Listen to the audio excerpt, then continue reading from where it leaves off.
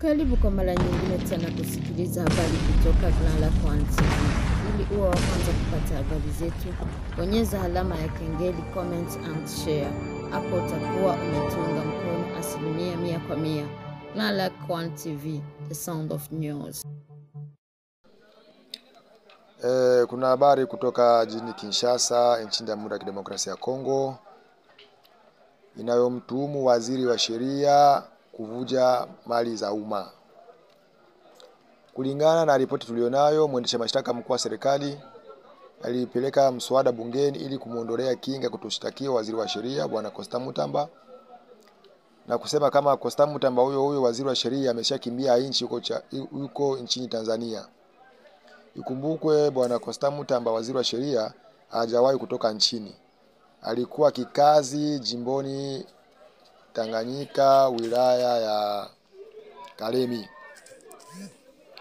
Hivyo bila shaka waziri wa sheria alikuwa akisambaza habari hiyo ili kumuondolea heshima waziri. Ikumbukwe waziri wa sheria ndiye mkuu wa idara ya mahakama. Waziri wa sheria ndiye anayesimamia mahakama nchini.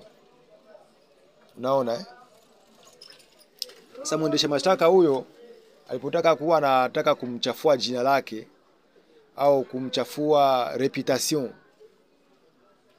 huyo ni waziri ambaye amepewa dhamana ya nchi, anaendesha kazi yake kikamilifu. Hapo inaonekana kuna njama mbalimbali ambao wanatunga ili kumwangusha waziri huyo, kwa sababu kuna hela nyingi sana zilikuwa zinaingia kwenye mfuko ya waendesha mashtaka kwenye mahakama nini. Waziri huyo alipiga marufuku, hakuna hela yoyote ambayo kitaingia kwenye mfuko wa mtu, lazima hela zote ziende kwenye serikali kuu. Ndio maana waziri huyo wanampiga vita ili wamwangushe. Ile kwa kufuatana na uwezo wa Mwenyezi Mungu, Mungu atamsimamia.